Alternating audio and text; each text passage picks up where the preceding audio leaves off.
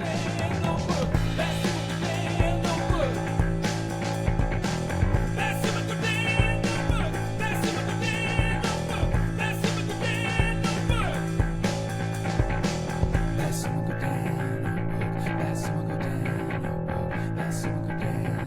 everybody, welcome to the Basu and Godin Notebook on this Friday, May 23rd. Hello, Arpin. How are you? Good. Yeah, excellent. Quiet days around the Montreal Canadiens, obviously. That's what happens when you have only 4 teams remaining in the playoffs. But one of the teams that's not currently playing has made some big news today, and it involves the Canadiens indirectly. And that's what we're going to demonstrate today. This is an exercise in taking other people's news and making it our own. Well, you know how they say in Toronto, something, and how it affects the Leafs? Yeah, how does it affect the Leafs? Yeah, that's it. So the New York Islanders are about to announce Mathieu Darche as their new general manager. And we identify on this podcast in a previous episode, and even more than one, that the New York Islanders could be very interesting trade partners for Montreal. So having Darche getting this job, let's say instead of Marc Bergevin, for instance, is a very positive development in the trade relations, right, between the two teams, and the possibility of seeing something happen. Yeah, to some extent, for sure, and I do feel, Marc Bergevin. I don't think he would necessarily not deal with the Canadiens. Listen, if the Canadiens came up to Marc Bergevin and said, "We have this, and this that he would love," he's not going to say no just because it's the Montreal Canadiens. But for sure that hiring Mathieu Darche, and we don't know. We got to wait and see how he speaks when he's presented to the media for the first time, and he hasn't even been announced yet as we're recording this, but it's apparently imminent. Maybe by the time you're listening to it, it has been announced. But we got to hear what Mathieu Darche's vision, what kind of vision he sold to the Islanders to get the job to begin with. What's interesting here is that it doesn't sound like Brendan Shanahan's arrival is imminent, or that there's going to be any additional layer of administration placed above Darche between him and ownership, which would suggest some degree of autonomy in terms of his vision for things. And, looking at Darche does come from a team in the Tampa Bay Lightning, which has doubled down on an older lineup for several years now. But that's an older lineup with a championship pedigree, which the Islanders obviously don't have. And so I'm most curious about how ownership viewed this role and what was asked of Darche in this case, but also of Bergevin and anyone else who was a candidate for that job, of what they want done. Are they willing to take a step back for a few years to come back stronger? Are they willing to refresh? But for sure, you would think, and we've both spoken to Darche on numerous occasions since he's been with the Lightning, and he has a pretty progressive view of things by and large, not entirely, but I think that he probably, of the 2 candidates that were seemingly in the final running, would seem to be the guy that is more likely to say, maybe we don't need to completely start over, maybe we don't need to completely tear this down, but we need to do something to get younger and quicker and refresh the organization a little bit, because not a whole lot in the pipeline and not a whole lot of draft picks. So I think, generally speaking, a positive development if the Canadiens are hoping to do business with the Islanders, which I think to some extent they are, and they're not the only team, but I think they fit the profile that we've already described of teams coming out of a competitive window that don't have a lot of futures, that need to refresh a little bit, and will be looking for what the Canadiens have in surplus. Those are the target teams. We had talked about Boston, Pittsburgh, and the Islanders, and now a shoe has dropped on Long Island, and a shoe has dropped in Boston, where Don Sweeney was extended for 2 years. And so I think you could take opposite interpretations of those two moves, in the sense that if Boston were ready to embark on some sort of rebuild or some sort of refresh, which they already have to some extent. Obviously, they liquidated a lot of players at the deadline, but they might have gone in a new direction had they wanted to do that in Boston. But the Islanders going with Darche, I think, does perhaps lead to some possibility of some players shaking loose there. Yeah. Well, the Islanders are, I mean, their cupboards are not empty when it comes to prospects, but they don't necessarily have an abundance either. They their don't best have prospect is the guy they got for Brock Nelson, right? Yeah, that's Cal Ritchie. Yeah. Otherwise, they've got Cole Eiserman, but they don't have many prospects. On the other hand, the Canadiens have draft picks to offer to any team that would, that would be willing to entertain trade offers from them. Mm-hmm. There's no doubt with the draft capital there that's significant. But I wonder if, I know that coming from Tampa, Mathieu Darche has been taught of the very relative value of draft picks. The Tampa Bay Lightning is not a team that puts a big plus or big onus on first round picks, for example. It's widely seen as a very significant trade commodity. Well, in their analysis in Tampa, they've come to realize that it tended to be overvalued by organizations, and they've decided to take a different approach. They never hesitated to trade their own picks. Obviously, they're more often than not, they were at the end of the first round. But now that which is an important consideration, right? Yeah, for sure. Now though, having that in the back of his mind, Dash will have to takes what he knows, what he's learned, and probably things some values that he espoused, and then apply them in a very, very different context where what's going to be asked of him, it's going to be very different than the position that the Lightning was in. So it'll be interesting to see how far he will go, and he will separate himself from, the ways of the Tampa Bay Lightning. There's a certain ruthlessness in the way that Julien Brisebois operates also with the Lightning that maybe that he'll try to adapt in some of his decisions. But yeah, the fact remains that I think that it's good news if the Canadiens want to deal with the Islanders. I think that it's probably the best possible outcome. And I'll tell you something else too. I think that it's also Mathieu Darche becoming general manager of the New York Islanders is a positive development for the Canadiens in the long run. I don't mean to necessarily reignite that debate of the need to have a French-speaking general manager, whatnot, but we know what the reality is. Yeah. And now you look around the league, you've got Julien Brisebois, who's not going to be in Tampa forever. Daniel Briere is, learning his craft now, first-time GM in Philadelphia. We know that Mathieu Darche is a smart man, and he's having a first-time opportunity as a GM. So now you all of a sudden, Kent Hughes and Jeff Gorton are not going anywhere. But in the long run, having three potential candidates for that job one day, I think it's more than what they had previously in terms, and that's not to count other people that I don't necessarily come on top of my head, but who could be decent first timers as general managers. But now you're sure to have Martin Madden being one of them, right? That's right. Yeah. But to have three guys who already have that experience, and you don't have to go back to people that you previously hired. And I will take it one step further and tell you that even behind the bench, they're in a particularly good position.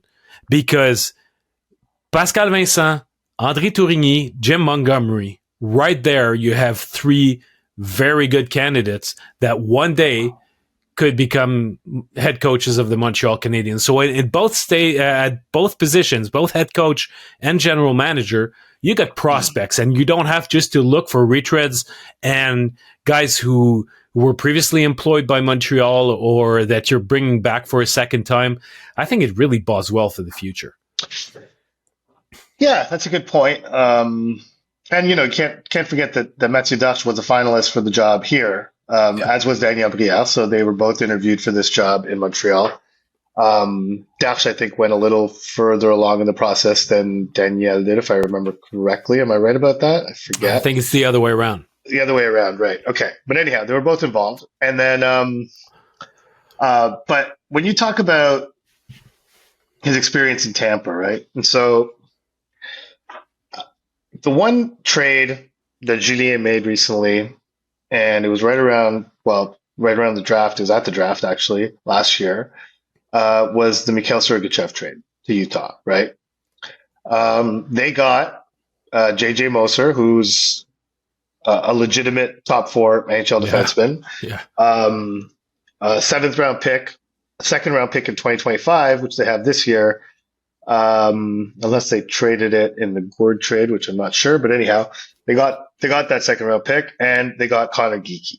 And Connor Geekie was an 11th overall pick by then Arizona in 2022, represented a prospect who was close to NHL ready, and an admission of sorts, or not really an admission, I shouldn't say, but it was an indication that Julien started to see that we need to start getting the inflow of young players going again, because that tap has been shut off in Tampa for years. Again, highly justifiable. That I look at that trade, and I don't know the extent to which Mathieu Darche had his fingerprints on that, but that is the type of trade I could see the Islanders needing to make. Like go trade a highly sought after commodity, be it Bo Horvat, Barzal, Dobbs, whoever you like, someone who's going to attract some suitors, and go out and get a roster player to replace that player in the short term, and get a future player who is close to NHL ready, in the hopes that you can turn this thing around relatively quickly. Because you can't forget that the Islanders just opened a new building. There's not been a single playoff game played in that building. I could imagine ownership wanting to have playoff dates in that building relatively quickly. Maybe not next season necessarily, but not too long thereafter. Like, in other words, not a full rebuild, not a full on 5, 6, 7 year process that'll take forever, and that will make it very hard to draw some fans into that building. Which they haven't had all that much trouble doing, but still, it's a consideration. And again, not to beat a dead horse, but one of the relatively few teams that could provide what the Islanders would be looking for in this instance would be the Canadiens. I could see recreating that deal somehow in the aggregate, let's just say a hypothetical Horvat deal. You could send Owen Beck, a couple of draft picks. In this case, it was a 7th and a 2nd, but I think that was obviously lessened by the fact that you're getting JJ Moser in that deal.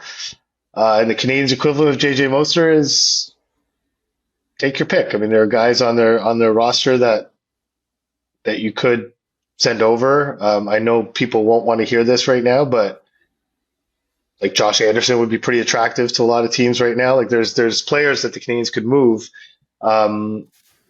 as a way to maintain a certain level of competitiveness with whatever team they're dealing with. And it doesn't have to be the template of this trade. It just so happens that Darche comes from Tampa.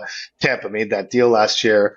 And it seems to me similar to the type of deal that the Canadiens would be hoping to make with a team like the Islanders. And so there is that background, and that sort of template. Not saying that would necessarily be the case here. And maybe Mathieu Darche comes in and says, you know what, we need more draft picks, and we'll take 2 prospects, and we don't need a roster player in return. And we need to replenish the prospect pipeline. And so we'll take, let's say, Owen Beck and, I don't know, William Trudeau or Logan Mayu or someone else who's also verging on NHL readiness, plus picks, better picks than they got in this deal, and let's do business. But it's a little early because we haven't heard from Darche yet, but it's, I think, the best possible scenario for the Canadiens to do business with the Islanders, because right now it's not looking like Boston's probably going to be fertile ground. Already it's the Bruins for starters, and so that makes it more difficult. Yeah. And plus with Don Sweeney coming back, it just, I don't know. I don't get the vibe that they're ready to start making deals like this. I think there are a lot of mitigating factors in how bad their season was. Jeremy Swayman got off to a terrible start, obviously wasn't signed at the beginning of training camp, never really recovered. Hampus Lindholm was out for a large part of the season. Charlie McAvoy was out since the Four Nations. There are a lot of things where you could look at their season. Now they're going to have the 7th pick and say, well, we're getting Hampus Lindholm back. We're getting Charlie McAvoy back. Jeremy Swayman should be better. Elias Lindholm should be better because he can't get much worse than what he was in Boston last year. Although I guess maybe that's just who he is now. But in any case, I don't know if Boston's as viable a trading partner as the Islanders or the Penguins are at this point. Yeah.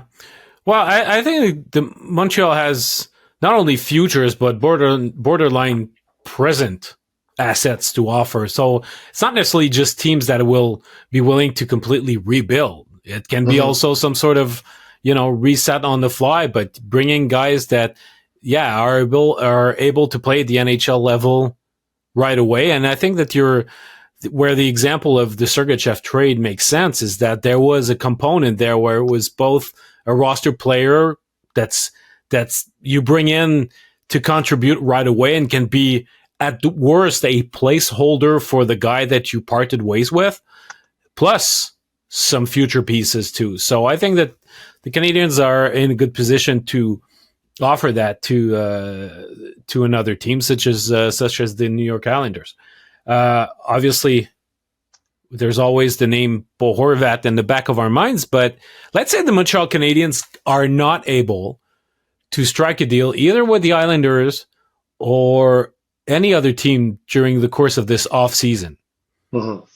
And their solutions for their second line center have to come from within again.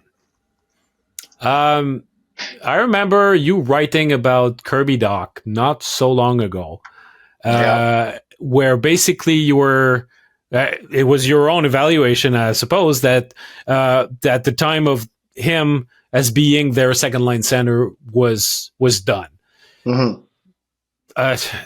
There's still a possibility. Future, the headline is Kirby Dach's future with the Canadiens is not over, but his future at center should be. That was the headline. Yes. Well, for some reason, I feel like somebody at The Athletic gave you that headline and it was not yours. Yeah. I actually think I wrote that. I think I wrote that headline. Yeah, I did. Okay. So, but that's a reality. It takes two to tango. And if the Canadiens are not able to make a move over the course of the summer, and because everybody wants centerman, that's a classic. They might, and they might look on the wing for extra help instead.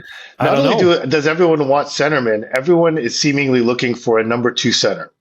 It's specific to that role. Like Toronto needs one, Colorado needs one, Vancouver needs one. There's 8 to 10 teams that you could say are looking for a number 2 centerman. So if someone like Horvat were to hit the market, obviously I think you could take Vancouver out of it, but you can't, the thing is, Colorado would obviously be interested. It's just that they could not match what the Canadiens could probably offer in that scenario. But there are teams, the market for this position is not limited to the Montreal Canadiens, far from it. There's a lot of teams looking to shore up that position this summer.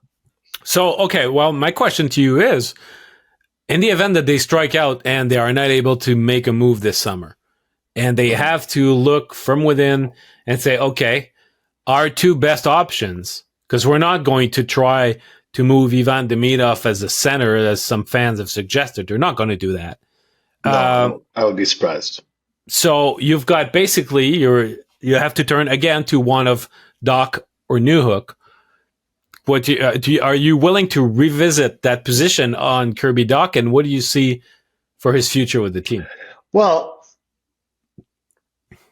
I mean, I'm not revisiting the position that the Canadiens should pursue someone else to play that position, right? It would not be ideal for Kirby Dach to go into training camp fighting for the 2C job again. Mm-hmm. They would ideally have someone in place who is basically penciled into that position. But, the tricky part of banking on trades going to an offseason, as you mentioned, is you need two to tango. You need to find the right fit in terms of a team that wants what you're selling and a team that's willing to take what you're offering as opposed to what any other team is offering. And that's a big variable that you can't really plan for. Well, you can plan for it, but those plans can go awry through no fault of your own, whereas if you're targeting a certain free agent hitting the market, you can create a pitch, you can create a contract offer, you can parameters, what you're willing to do, how much bonus money you're willing to spend, all sorts of things that you can do that are more in your control than seeking a trade. I firmly believe the Canadiens are looking primarily at the trade front to improve their team. I would be surprised, despite what Jeff Gordon said to you at the end of the season. I would be surprised if they put out an offer sheet on someone, but I suppose it could happen, but it would surprise me. Wouldn't shock me, but it would surprise me. And if they were to sign like a big ticket unrestricted free agent, I would be literally shocked. I don't think that's happening. So when you go into an offseason banking on making a trade, you do need fallback positions. And I know that they would probably get roasted if they headed into training camp next year and it was basically status quo, that Kirby Dach is there, Alex Newhook is there, Christian Dvorak is now gone, presumably. Evans is still there. And you're hoping that Kirby Dach works as your second center. I would suggest that it wouldn't be the end of the world in the sense that, listen, it's the last year of Kirby Dach's contract. He was publicly challenged in a way that I don't think he's ever been publicly challenged before by this administration since acquiring him. He was challenged that way in Chicago for sure, but since the Canadiens traded for him, they've never spoken in terms that Jeff Gordon and Ken Hughes used, both of them used, at their end of season availability. And it was curious to me that Gordon didn't have to do that. I was the one who asked him about Kirby Dach, and it was a very open-ended question. Like, where does he fit into your plans? How do you plan for a guy who has been unable to stay healthy? And he really put the onus on Kirby Dach to have a good offseason and sort of kind of sneakily suggested that maybe his offseason last year wasn't that great and that he didn't come into camp fully ready to go and fully prepared to grab the opportunity that was ahead of him, that he should do that this time, or that he should do that, period. But the suggestion was do that this time. And so the big difference, though, to me, is that he went into camp last year with Patrik Laine as a left wing and Alex Newhook on his wing. And that was the second line going into training camp. I wonder the extent to which it changes the dynamic if you take Laine out, you put Newhook on that wing, and you have Demidov. And then it's a lot more dynamic. There's no doubt about it. It's a lot more dynamic. There's a lot less of a burden on Dach. Like, he basically will never have to carry the puck, even though he's very good at carrying the puck through the neutral zone. That's one of his strengths. But he can play off Demidov to a far greater extent than he could with Laine. And Newhook will do what he does, basically drive the middle and do all the things that he does with his skating. But I wonder if that's you know, Ken Hughes, when he said it's not his last chance, but obviously it's a big year, it would kind of be the first time that Dach's been given a shot at center with that kind of a talented player next to him. Because oftentimes, whenever he gets a shot at center, it's behind Suzuki, right? And so you're kind of get the whatever's left over after the Suzuki line is formed, right? And so, and then you couple that with what Gordon said about the 2C, saying that sometimes you can go out and get a winger who drives play himself, and there's different ways of going about it. You know, when I heard him say that, I think a lot of people are like, oh, who's he talking about? Who's he going to go get? Whatever. Like, to me, when he said that, he was referring to Demidov. I feel. Yeah. I don't know that for a fact, but that's how I interpreted it. And so, certainly a possibility. Yeah, it's a possibility. And so I wonder the extent to which having Demidov on his wing for a full season and Kirby Dach showing up ready to go at training camp and really being in top physical condition and not needing 2 months to play himself back into shape. And, you know, again, he was coming back from a devastating knee injury. I think it's understandable that it took him some time, but maybe not the length of time that it wound up taking him. I think that was a bit disappointing to the Canadiens. Do you think that changes that dynamic at all? Like, and again, the Canadiens will try to get someone to do this, but if they don't, is it as huge of a disaster as everyone will clearly think it is if you just give Kirby Dach one more chance, but have that chance happen next to an Ivan Demidov? To me, it makes a huge difference, the fact that Demidov is there, and the perception, no matter what the fans think about that. I think that Dach has too much potential to just give up on the guy.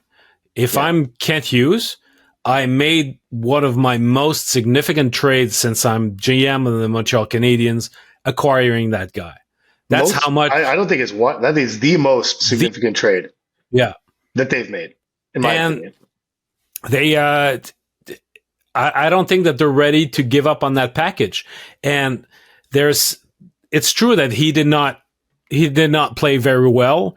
Coming back from that injury after spending basically a year without playing.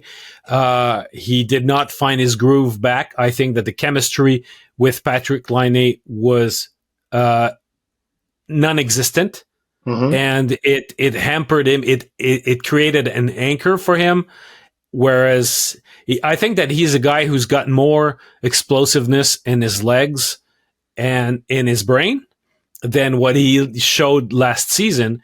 But it's stimulated and influenced by who he plays with.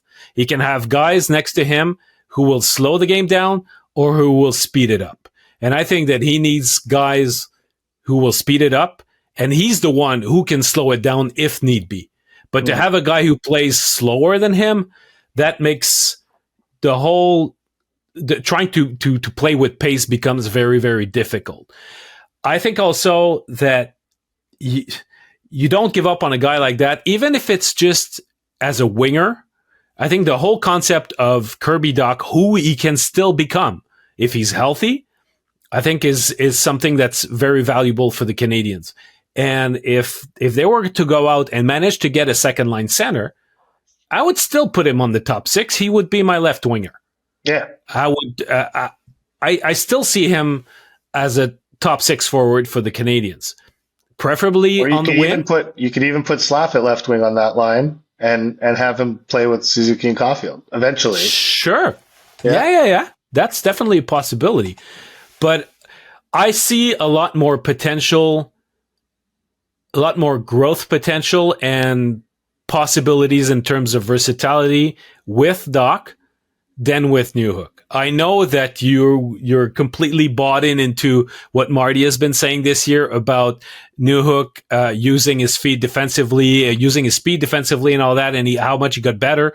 But to me, there's I prefer. I'm bought into him being a bottom six player. Let's be clear. Like that's what I'm bought into. Yeah, but I don't think he's much more than that. I think he could be a very good bottom six player. Mm-hmm. I think he's going to be squeezed out if that's what he is. I think he becomes an expendable part. Whereas I like Dach's upside, and I think that it's not because he suddenly became a bad player that things did not go his way after coming back from such a long injury. Did he do everything to make sure that he'd be back strong? Probably not. There are lessons to be learned, and that's where the pressure that was put on him was, dude, you got to make sure that what happened last fall doesn't happen again this time around. Mm-hmm. We'll be watching. But I think that there's still, sometimes people look at the age and they say, oh, the clock is ticking because he's already, 24? To me, that's fine. There's still plenty of time for this guy, if he's healthy, to become a valuable contributor to the Montreal Canadiens. So to answer your question, I don't think it'd be the end of the world if he was to come back and be their second line center. This is not optimal. This is not ideal, but at least it's an option that they've got, mm-hmm. Yeah. And, it's, I think the other reason this comes to mind, is, there are windows of opportunity to acquire players. And I think this year we've kind of properly identified the teams where players could shake loose, but there could be others. For instance, I know a lot of people in our chat have mentioned just about every name you could possibly mention in terms of who you could acquire. You got to parse that a little bit and know that not every player without a contract is available in a trade. Not every UFA is willing to come here. But, some of them, I wonder what Calgary's thinking. Rasmus Andersson being a guy on his last year of his contract. What are they going to do with him? Nazem Kadri as a second line center would be a great solution if the Flames were to ever decide I don't know why they would do that. He had a great season for them this year. It seems unlikely they would want to move on from him, but the general direction that Calgary wants to take is a bit unclear. I don't even know if it's fully clear to Craig Conroy at this point, but it's just it doesn't seem obvious where they should go from here. They had a really competitive season. They almost made the playoffs. It was positive by and large, but there's a lot of work to be done there. And so maybe we should be looping them into that grouping of teams that are kind of on the precipice or needing a bit of a refresh, even though they have a lot of future assets that they've accumulated already. It might be less, and what Montreal's offering might be less enticing to them than it would be to the teams that we've identified. Just looking at their but draft. Hold on, you're talking about Rasmus Andersson? I'm talking when you talk about the Calgary Flames, about. Rasmus Andersson is one thing. Kadri would be another. If it's Kadri would be a great 2C solution. I don't see why they would trade him. Rasmus Andersson has 1 year left on his deal. If he makes it clear to them that he's not going to re-sign in Calgary, then they have a legitimate business reason to trade Rasmus Andersson before the season starts. Going into the season with a lame duck guy who has a lot of value on the trade market, hoping that you might sneak into the playoffs, doesn't seem like very smart business, right? That would be, unless you hope you get a better return at the trade deadline, which is possible. Mm-hmm. But yeah, I'm just saying, just generally speaking, looking at profiles of teams, they're one that's kind of murky, I guess. They have 2 first-round picks in each of the next 2 years, despite giving the Canadiens their own first-round pick this year. But they're not bursting in draft capital. They have some very good prospects, obviously Zane Parekh being the latest one that they took. But I don't think they're bursting with can't miss prospects either. They're just in a funny spot. And I just bring them up in the sense that, where are they going? What are they doing? Where are they headed? I think when they made that deal for Frost and Farabee, I thought that was a smart deal. Take a chance on these guys. Frost is going to need a contract, but Farabee signed long term. Does that indicate that they're building forward now. I mean, Kadri's 34 years old. He's got 3 years left on his contract at $7 million a year. He's got 4. He's got 4? Yeah, he's got 4 years left. Oh yeah, that's right. This freaking Puckpedia thing. Yeah, 4 years left. I really hate their setup on their page. Why does it just stop at 3 years? I think everyone has 3 years left on his contract. 4 years left on his contract till age 38. So kind of somewhat similar to Horvat in that way. Like an older guy. He's obviously older than Horvat, but it's an older guy, several years left on his deal. Maybe they want to cash that in. Who knows? But all this to say that there are windows of opportunity. And the reason I bring up maybe just giving Dach like one last shot at it is maybe they view next summer as a better window of opportunity, is what I'm saying. Like if we're even discussing is Calgary in or out, or are they a possibility for a trade, is because there's a limited number of teams seemingly that the Canadiens can actually optimistically deal with in terms of addressing their needs this summer. Will there be more next summer? I guess that's a roll of the dice, but it's another possibility in the sense that if things don't work out this summer, maybe they see definitely the unrestricted free agent market next year, even with all the people who are going to re-sign, looks like it would be better than it is this year. But it's just a thought that you do have Kirby Dach there as sort of a plan C if you want to punt for a year. Right. But I mean, if you wait a year, you wait for free agency, but teams that are, you mentioned Calgary, a year from now, they'll still have the same guys available for a trade. And a guy like Nazem Kadri will only be a year older. So you're not necessarily, I don't think that I think it's today, it must be doable to get this guy. It's not, it's certainly doable. Is it the smart thing to do? Is it the right play for Montreal? I'm not entirely sure about that, but I'm sure that somebody somewhere who would knock at their door and say, we want Nazem Kadri. There are ways to lure him out of Calgary, but if you wait one more year and now he's 35, he's already a declining asset, So, yeah, Dach, I think he would need to approve a trade, by the way. Yeah.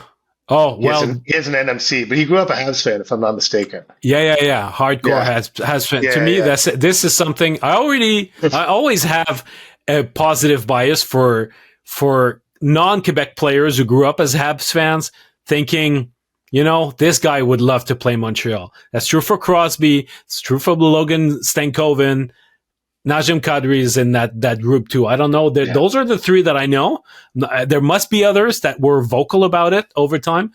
But Kadri definitely grew up as a Montreal Canadiens fan. Right. He got drafted in Montreal. So that's why I know that. Yeah. Yeah, I remember I covered that draft too. And but just to finish on Dach, I think that the size aspect, the fact that there's a level of grit that comes and goes, but we've both mentioned how when he's playing angry, there's another dimension, like the FU in his game that comes out. And I think that there's something in his game that seems to me like it could elevate in the playoffs. And as much as I thought it was relevant to roll the dice and go after both him and Newhook, I think that down the road, there's going to be a choice to be made between the two.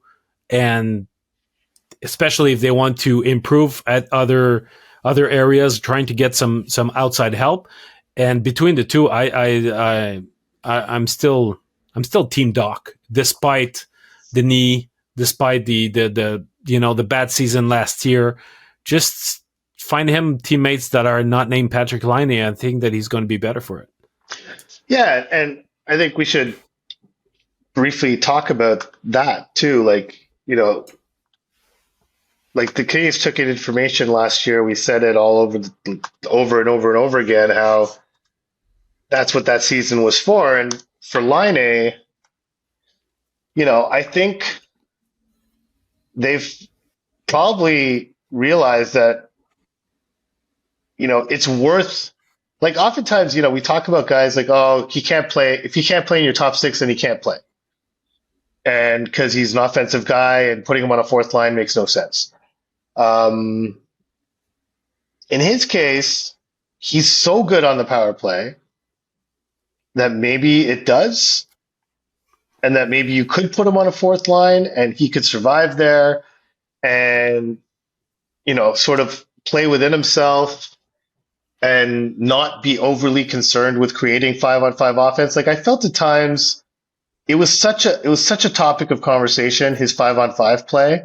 Yeah. That he went out there and a lot of those hope passes and like a lot of those turnovers that came off of just poor decision making with the puck, I feel it was somewhat predicated on the fact that he was so hell bent on improving his 5-on-5 play, but he viewed improving his 5-on-5 play as being, I have to manufacture goals at 5-on-5.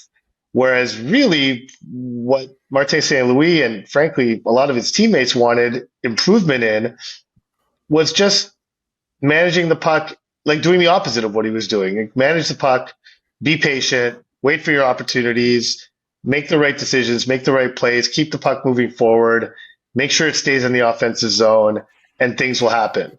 And he just continuously tried to force things because it was, I think every time he was asked about his play at 5-on-5, to him, he looked at his stat sheet and saw 15 power play goals and whatever it was, 5 even strength goals by the end of the year. But at one point, it was like 11 power play goals and 1 even strength goal, or even none for a long time. So I don't know. I wonder if a guy like that, if he plays on the fourth line, which I'm sure he wouldn't be thrilled to do, but he would be able to play into that. He would have an easier time playing into that role where he would stop forcing things and stop trying to like force offensive plays and just play that possession game and try to do the things that they asked of him all season. And he seemed frankly unwilling to do. Mm-hmm. Maybe that would be a better fit. And then he would get his cookies on the power play. And frankly, I don't see any scenario in which the Canadiens don't start the season with the 5-man first power play unit that they ended the season with this year, which would put Laine on a second unit with presumably Dach and Newhook. And if you want to double up Suzuki again, then Suzuki. And right there, that's your 4 forwards and Matheson. And already that's a significantly better power play too than they had at any point this season. Yeah. I think that 5-on-5, that would probably be the best option for Montreal rather than using him on the second line. But he's good enough and he's enough of a difference maker to be a first power play guy.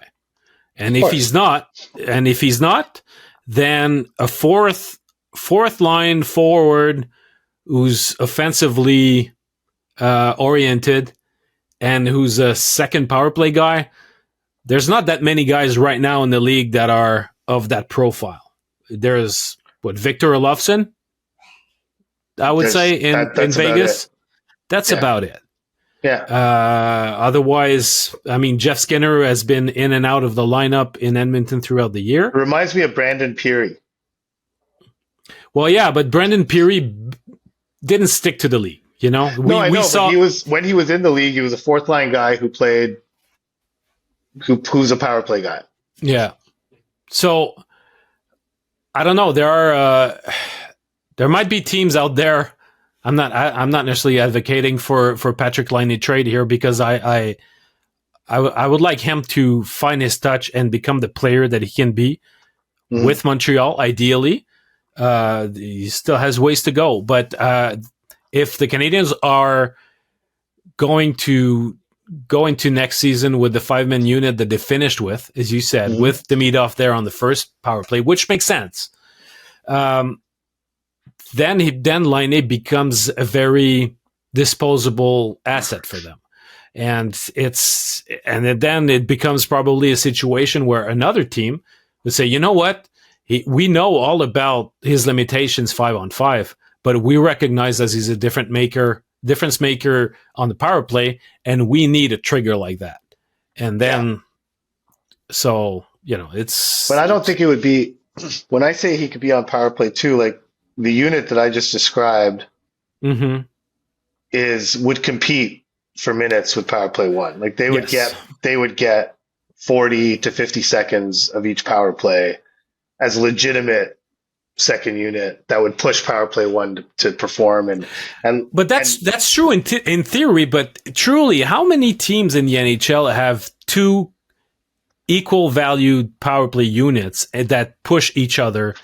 Ultimately, isn't it like more of a temporary situation until things settle down, and ultimately you'll have a true PP1 that stands out and that takes the bulk of the time?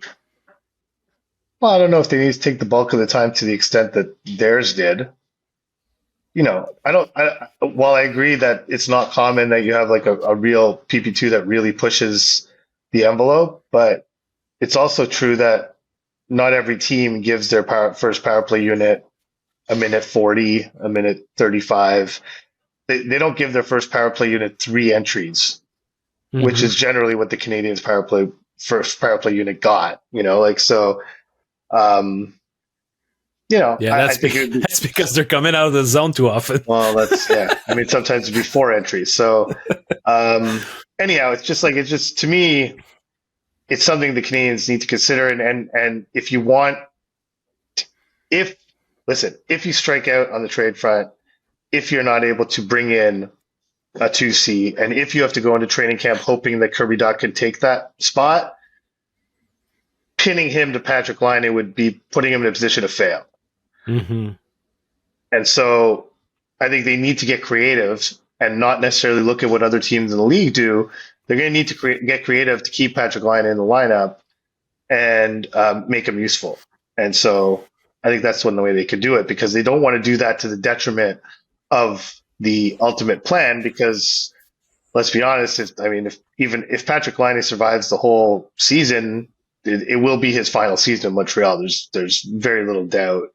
That, right? So, but in his own way, just like Dach, he's not fighting for his career, but he's fighting for his next contract, and his value is the level of attraction that he can gain throughout the league, and he's going to be down to his last contract, and after that is going to be, okay, dude, shows where are you at and how much can you help us? So I'm not sure if it was in an episode or during one of our founders' evening where I brought that up. But to me, his situation next season won't be so different than Jonathan Drouin's last season in Montreal, where it's there's multiple similarities, right? I mean, so it's like and I agree. It's similar in a similar way to Dach.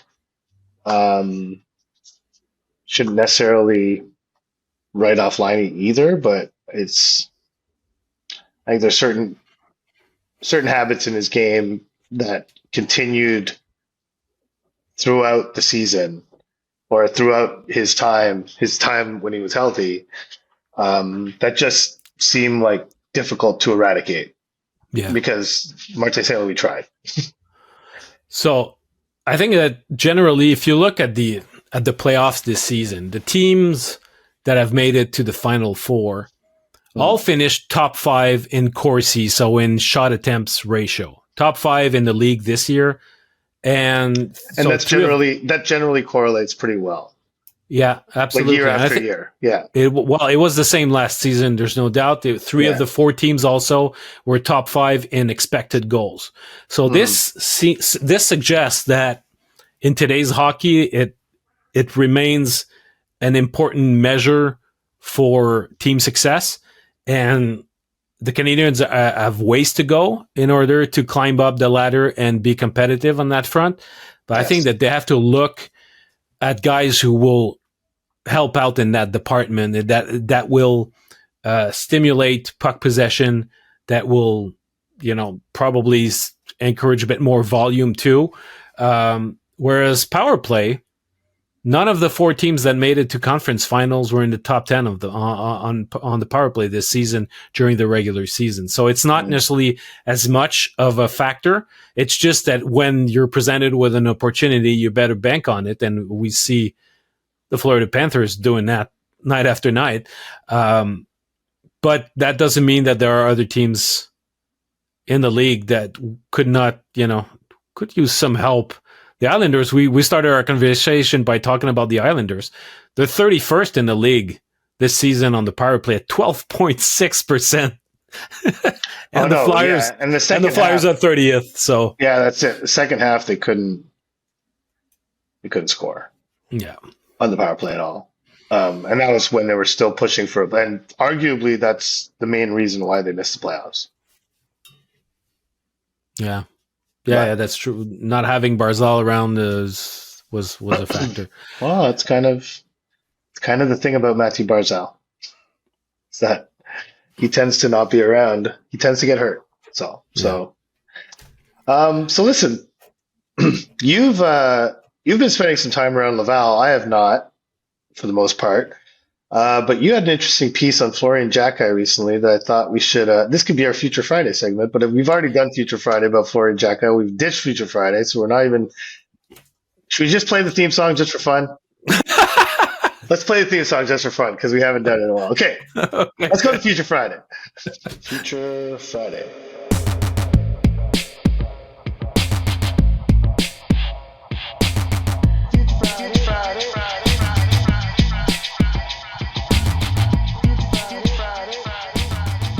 Okay, Future Friday. So, you had an interesting piece about Florian Xhekaj. We've made reference to Nick Bobrov referring to him as a unicorn.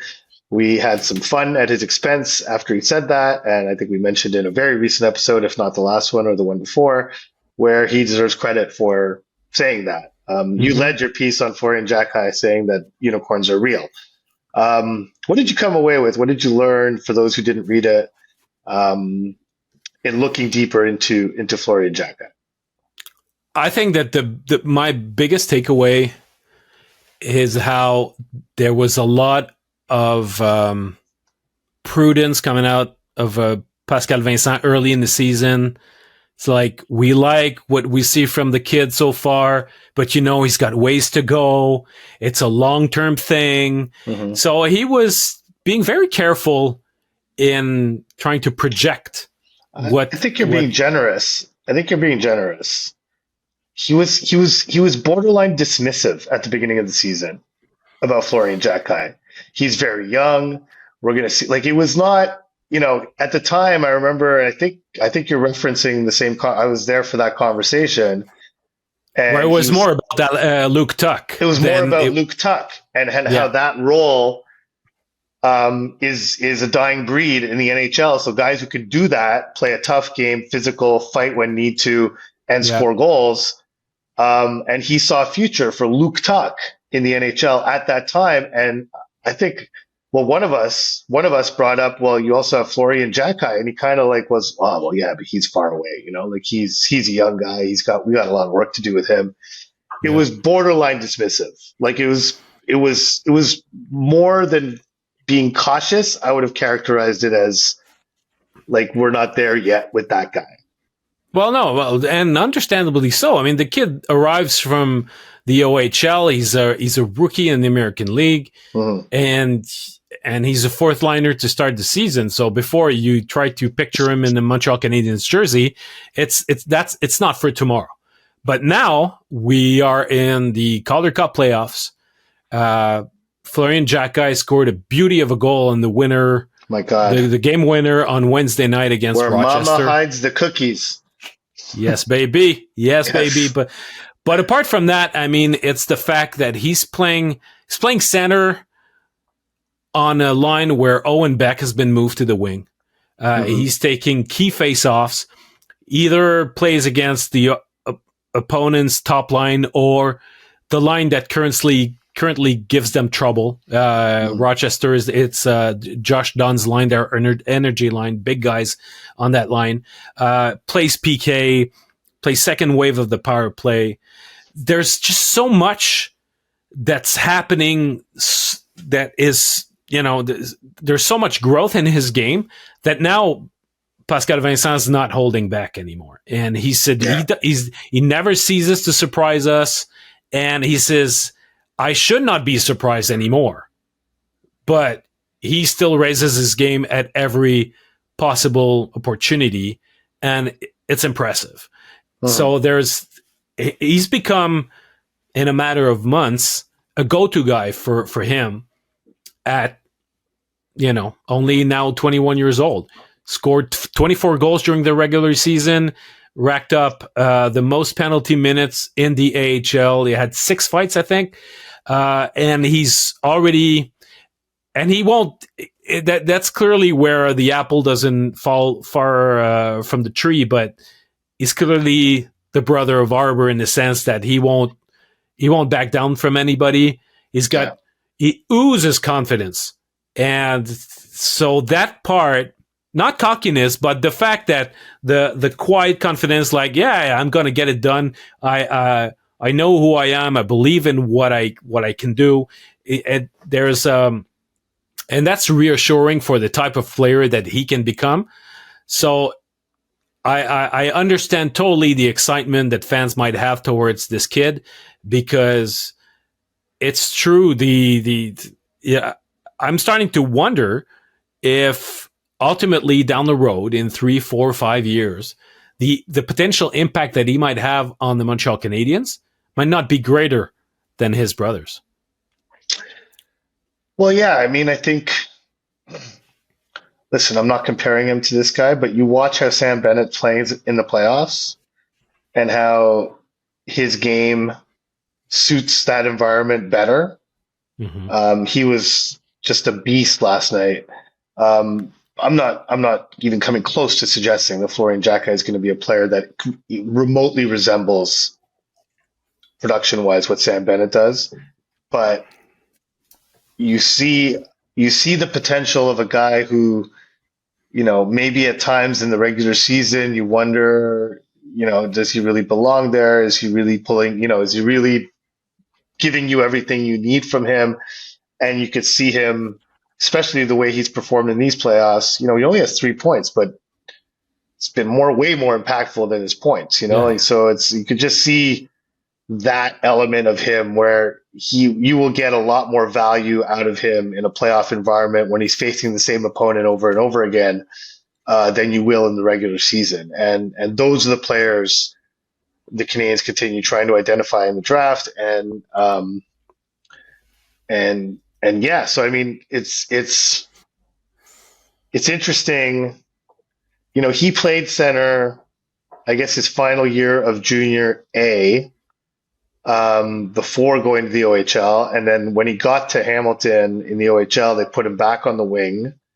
And that's more or less where he stayed throughout his major junior career. But up until then, all his life, he had played center. Mm-hmm. He is a natural born center in the sense that that's, other than his years with the Bulldogs. Well, even his last year in Brantford, he was moved back to center. So right. Yeah. So it was just for a portion of a few years he had moved to the wing, but he came back. Yeah. And so, but I mean, that's why I think him playing center now, and it's funny, like Dach was moved to the wing when he played with Kapanen. Dach has moved, like, is on the wing with Xhekaj now. Like, seems to me like the Canadiens see Beck as a winger, which I never would have foreseen. That's surprising. But yeah, for Xhekaj, this is they don't have the same timeline though, because Beck will be ready to play some NHL games next season. I think that Florian Xhekaj is going to be a little bit further down the road, and in the meantime, they get themselves some flexibility by using Beck on the wing. It increases the likelihood that he plays some games if he gets comfortable on the wing. My only point being that if you're making decisions that have the present and the future in mind all at once, mm-hmm. If you saw Beck as a centerman, I can understand him playing wing with Kapanen, but when you put him on the wing with Xhekaj, it becomes clear where they see both players. Xhekaj's future being at center, and Beck's future perhaps being on the wing, which is interesting. There's one other thing I find curious, and I want to get your take on it, because I've just been watching the Rocket on TV just because I consider Laval to be a foreign country. But sorry to all the Laval natives who watch who listen to our different podcast. Area code, man. It's a different area code, quite literally. The only two minus players on the team are Joshua Roy and Oliver Kapanen. Roy has 4 points and is a -3. Kapanen is 2 points and a -4 in 5 games. Now, plus minus is a terrible stat. I've been watching the games on television, and to me, one of those two players probably deserves that minus more than the other, that being Roy. Kapanen to me has stood out as a player in Laval. Has not really made me think that he's a liability. He's still young, but what do you make of that? Because the only time I pay attention to plus minus is when it's an outlier, and they're an outlier on this team. Like it's for them to be -3 and -4 on this team right now stands out. Yeah, well, they're playing on the same line. Yeah, and with Brendan Gignac, they've been snake bit a little bit offensively. Roy scored his first goal of the playoffs in the last game. He was extremely relieved about it. It's true that Kapanen doesn't stand out against Rochester the way that he did against Cleveland. Yeah, he's not as dominant right now. There's a lot more balance in the Rockets offense, and it doesn't revolve around him. Not that it did against Cleveland, but it felt as though against Cleveland that he was an NHL player playing AHL games, which is pretty much the same that when you look at Yuri Kulik right now for Rochester, that's the impression you get. Right. That's not what's happening now. But I have no particular issues with the way that Kapanen has been playing. Joshua Roy, it's a bit more difficult. I find that there's so many tools that are right there for the taking, and he just doesn't seize it. He doesn't seize the opportunity to make a difference the way that he should and he could. So I don't want to pin it on one guy more than the other and say, well, Joshua Roy is dragging his line down. I think I would need to have a lot more. Much bigger. Is he the Patrick Laine of the Laval Rocket? That's it. No. My God, you're putting things in my mouth now. No, but I'm just asking questions, man. Yeah, I'm gonna pull a Tucker Carlson. I'm just asking the question. That's all. I'm just asking the question. Okay, and you have to do it with the frown. I have to frown. Is Joshua Roy the Patrick Laine of the Laval Rocket? But I listen. It's for sure in the last year, a lot has changed for Joshua Roy, and he's not. I don't think that he's viewed in the same way in terms of the opportunity that will be given to him from this point on, and I don't think he'll play for the Canadiens. I don't think so either. I don't think so either. It would be it would take a remarkable turnaround at this point. Like I just think. He's still young. I don't want to write anyone off. And this is, we should almost name this episode "Don't Write Me Off" kind of thing. But it's not looking good for Joshua Roy. Yeah, no. The body of work this season has been generally negative, I feel. Oh yeah, it should have been after the year he had last year, and the fact that he spent some time in Montreal and in certain games with the Canadiens looked rather good. He should have used that as a launching pad to dominate this season, and he went the other way. Yeah. So it's for sure he's going to be passed on the depth chart by other guys. The only thing that he's got is that his potential is higher in terms of this is a guy, were talking about Brendan Peary earlier. There are some guys who don't make it to the NHL, but if they did, they would be second liners. But for them, it's either a second line or the American League. there are numerous examples throughout the AHL of those guys. I think that Joshua Roy probably has a higher ceiling offensively than most of the guys that are currently playing on the Rocket. The Rocket is stacked with guys who could help the Canadiens out in their bottom six in years to come, and who probably will. But their likelihood of reaching their own ceiling, their own potential, seems every day, with each day passing, it seems greater than Roy's chances of reaching his potential, which should be higher. But there just seems to be something missing in the urgency and the willingness to do the difference, So, well, I just think in his case, like, the Canadiens were dying to give him a job this season. Dying. He checked so many boxes. Good offensive instincts, pretty smart offensive player. Makes good decisions with the puck generally. His name is Joshua Roy, which never hurts in Montreal. But the battle, the commitment, the engagement, all those things, which have always been a question mark for Joshua Roy, needed to be better. And much like Dach, showed up at camp not ready to claim the opportunity that the Canadiens were offering him. Like, the Canadiens, I firmly believe, had him penciled into their lineup, tentatively going into camp. And he worked his way out of that lineup. And it seems like every time he gets that opportunity to allow the Canadiens to give him the opportunity that they desperately want to give him, he gives them a reason, not just an excuse, a reason not to give it to him. And it's, I hope his training camp should have been a warning and a wake-up call, saying, okay, I squandered that opportunity. I'm not going to let that happen again. And from that point on, you get to work and you dominate. You become the Rockets' best forward, and he was when he got called up. He was playing the best hockey when he got called up, and yet again gets called up and doesn't respond, like, just wilts.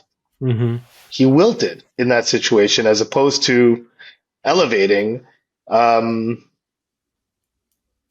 that happened. Because I remember at the time, the day they called him up was the day my notebook dropped, and my lead item was like, what are you waiting for to call this guy up? Like, what more does he have to do? He had been scoring like crazy in Laval.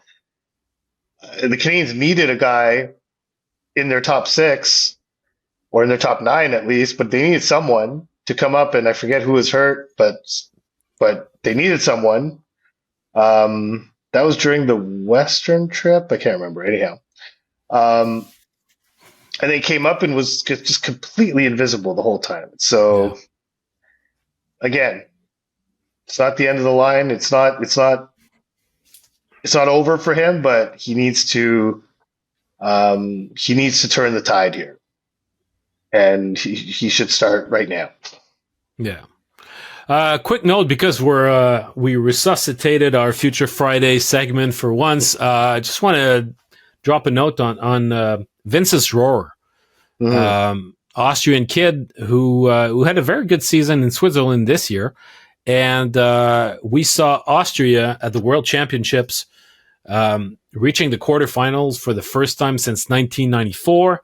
Rohrer was instrumental in that little achievement. He was one of Austria's better performers. Unfortunately, his tournament ended prematurely because he was during the quarterfinals game against Switzerland. He cross-checked a guy in the face, had a face-off, and was ejected. It's funny because in the NHL playoffs, when it happens to, let's say, Brendan Gallagher, there's not even 2 minutes. In international hockey, you get kicked out of the game for that. Well, yeah. Any contact to the head and you're out, right? So it's yeah. That's how the international game is a bit more civilized than the game we watch here. But Yeah. So it's funny because on TV you look at him and he looks a little bit bigger than he truly is.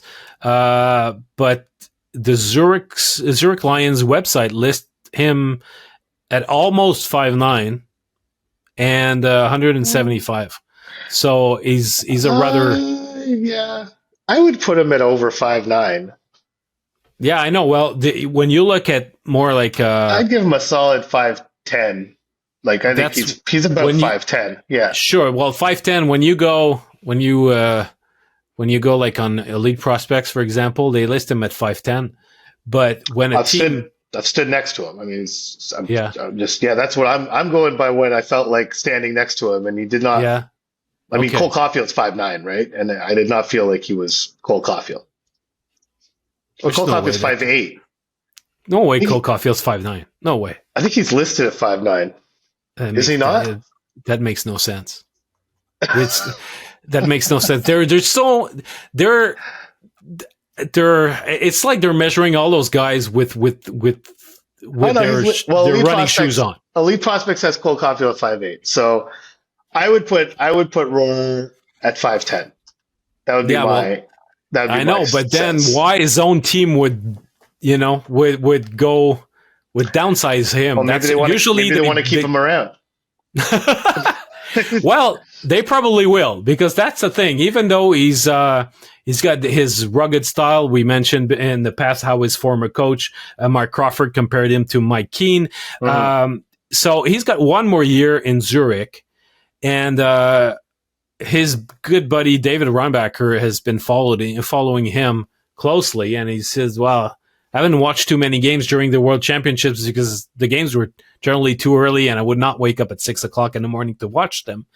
But they spoke just prior to the tournament, and Reinbacher said, "What are you doing, man? What's up with you?" And he asked him if he was coming over, and Rohrer said, "Well, I'm going to the World Championships," and Reinbacher said, "I'm waiting to see what's going to happen next year." He said he's a better friend of mine, which is a literal translation, I suppose, from German. But he said it would be nice to have another German on the team, but you would not see Rohrer with the Laval Rocket next year, because if the Canadiens chose to sign him to a contract, because he still has not signed with the Canadiens. Yeah.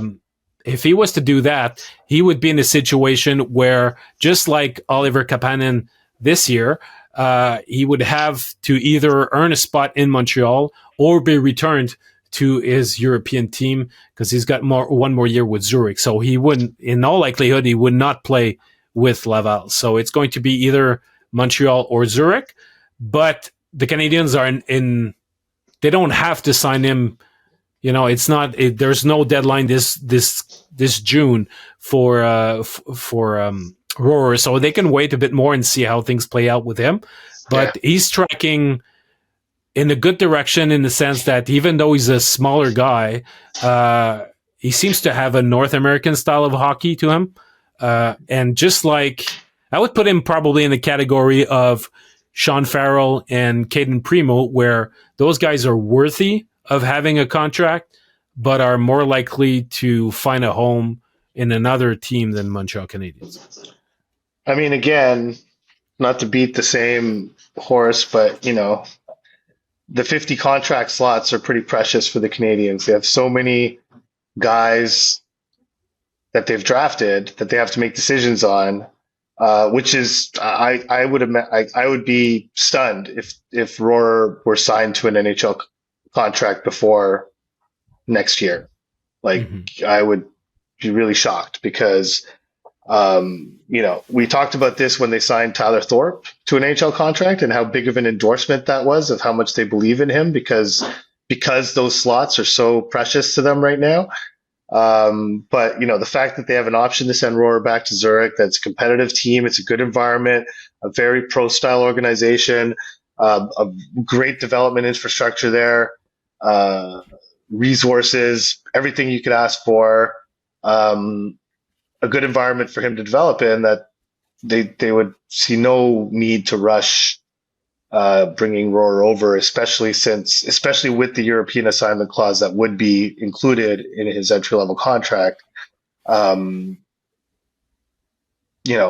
If you're going to send him, he's not going to make the Canadiens. So if you're going to send him to Zurich anyway, there's no point signing him now. That's it. Yeah. No, that's it. And I mean, he's growing as a player. He's getting better. He doubled his production offensively over the course of the regular season. He's a great penalty killer. And even though he's a winger, he's been taking over 400 faceoffs this year. So we see him at the dot a lot. So he's worth keeping an eye on. So I wouldn't dismiss him. 15 goals in the National League at his age, in Switzerland, I mean, is nothing to sneeze at. No. It's really not. I mean, just, the top scorer in the league had 27. Yeah. And that was Dominic Kubalik. So it's not as if it's pretty impressive. And the best player on their team is Derek Grant, former NHLer. And he had 21. My God, how old is he? Derek Grant? He's up there. Playing? I saw him when I was there. I said hello to him. He doesn't know me, but I introduced myself to him. Daniel Carr plays in Swiss League as well. Yeah, I saw that. Philip Zadina had 21 goals for Davos this season. Just looking over. But Sven Andrighetto is obviously another major name on that team. He had 20 goals. So, I mean, but Derek Grant has been, for the last few years, their go-to guy at forward. Mm-hmm. He had 21 and Rohrer had 15. So just to give you a sense of what that looks like, that output. He doesn't get all the power play time also, because he's so...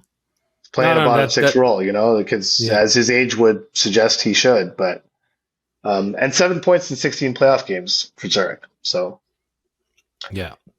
So anyway, it's interesting to see. Just one final note: you mentioned the 50 contracts. The Canadiens signed Laurent Dauphin to a 2-year extension. Actually, the Laval Rocket did. Yeah, and that's a good thing. Having a guy who's so productive that you can keep him with your farm team without having to give him one of your 50 contracts. Mm-hmm. That's a win for the organization, because usually guys like him, he was on an AHL contract this year, but he was coming back from Europe. Maybe he could have taken that as a transition year to reestablish himself at the North American level. But having a guy that performs so well, he could aspire to say, "Oh, I'm going to try to find the two-way somewhere." Not necessarily with the Montreal Canadiens organization. So he accepted a 2-year deal, stays with Laval next year. He's going to be there to help out and mentor the younger guys. He's 30 years old, but it's having a guy who can be productive without taking one of those 50 slots.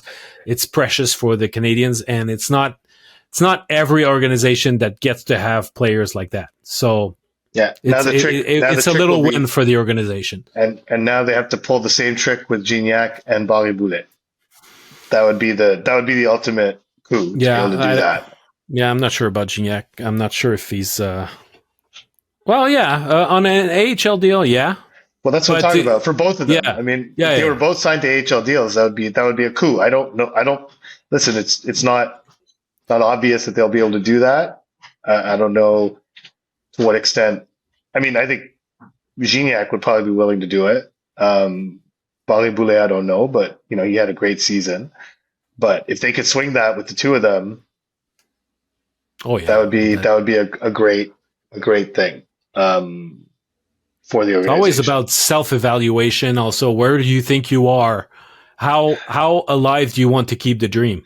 Well, it's not. It's self-evaluation, but it's also just realizing that you can make a decent living as a high-end AHL veteran player. Like, you can make anywhere between $350 and $450 a year playing in the AHL. You could do it until your mid 30s. It's not going to set you up for life or anything like it would in the NHL, but it's a decent living. if you're like a highly effective, highly sought after AHL veteran player, make that kind of money for 7-8 years. Yeah. Could set you up. So, but Cal O'Reilly, Ryan O'Reilly's brother, it's been like that his whole career. it's been a career. He's one of the best players in AHL history. Did he not set some kind of record this year? Games played or something? I don't know what it was, but yeah, I feel like he set an AHL record this year. I can't remember what, but there's lots of guys. I mean, we were talking about Alex Belzil on the show, like how he signed. He made $500,000 a year minimum on this contract. He's a free agent now, or will be on July 1st. But that was his minimum guarantee from the Rangers. That's not a bad payday. Obviously, you don't have a long shelf life or a long window to make that money, but so it's not, you're going to have to learn how to do something after. But Gignac's 27. I don't know if he's turned 28 since, but Barry Boulet's around the same age. You can get 7 or 8 more years of making $350 to $450 a year. It would allow you to, to live relatively comfortably and do what you love, right? So yeah, it's accepting the reality, and I think Dauphin sees that because the route he took to Switzerland. I actually literally crossed paths with Laurent Dauphin so he played for Ambry Piotta. The last game I saw Reinbacher play in Switzerland was at Ambry Piotta, which is to me personally, the most spectacular locale for a rink that I've ever experienced in my life. But after the game, I was kind of thinking of working on a piece on how Switzerland provides a lifeline to players where you can get kind of a second phase of your career in. Freddie Gauthier is there. There's tons of guys throughout the league. And so I thought, as kind of a side thing to my Reinbacher thing, I would be like, I'm going to talk to all these former NHL players about what it's like to go to Switzerland, extend your career, make good money there, the lifestyle, all that stuff. Didn't wind up happening, but while I was in Ambry Piotta, I was hoping to speak to Laurent Dauphin, and I asked their PR. I was like, you think I could spot that? He's like, yeah, he's injured. He's not playing tonight, but I'll ask him. I was like, wouldn't that make it easier? He's here, whatever. And so I was waiting in a hallway for Reinbacher after the game, and down the hallway comes Laurent Dauphin.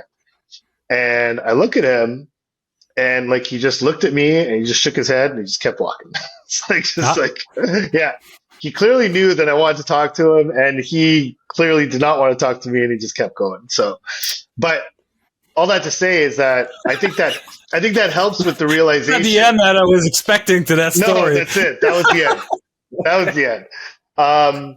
But it's like when you go and you see that alternative, because I would imagine, I don't know what he did with his family. Like, I don't know if he brought them over there or not, or I would have asked him if he'd stopped to talk to me, but I didn't get that chance. But it's, that's the other avenue to continue playing hockey.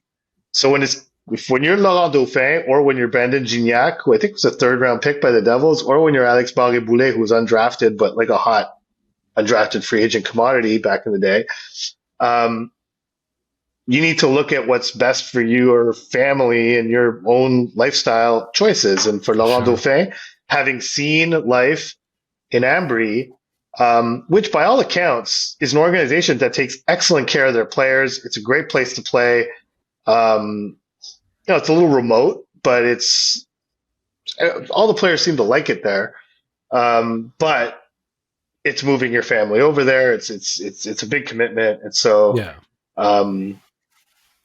accepting the fact that you're just a really, really good AHL player, can allow you to live like a relatively stable life if you so choose, especially when you're a Quebec-born player and the Laval Rocket is there and they want you.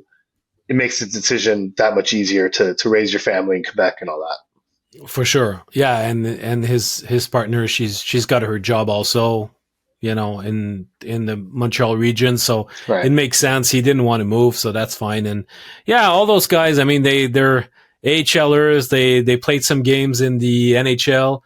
They had a cup of coffee here and there. And yeah, they might have to look for a job after their playing career, but who knows? They might become general manager of the New York Islanders one day. Yes, absolutely. And just to be clear, so as we were recording the podcast, the Islanders announced the hiring, and Dach has been named not only general manager, but also executive vice president of the Islanders. And the second sentence of the release, Dach will manage all aspects of the team's hockey operations. So they left no wiggle room to hire someone above him that will oversee hockey operations. So it sounds like Dach is being given the keys to that organization's hockey operations department. So happy for him. Such a good guy and a qualified guy too. So that's great. All right. So we'll wrap this up. We'll be back on Monday. So we've got our subscribers episode. We'll have a guest on Monday. So stay tuned and have a good weekend. Do we mention who it is or no? You have to tune in to find out. Tune in to find out. Awesome. Have a great weekend, everybody. Bye-bye.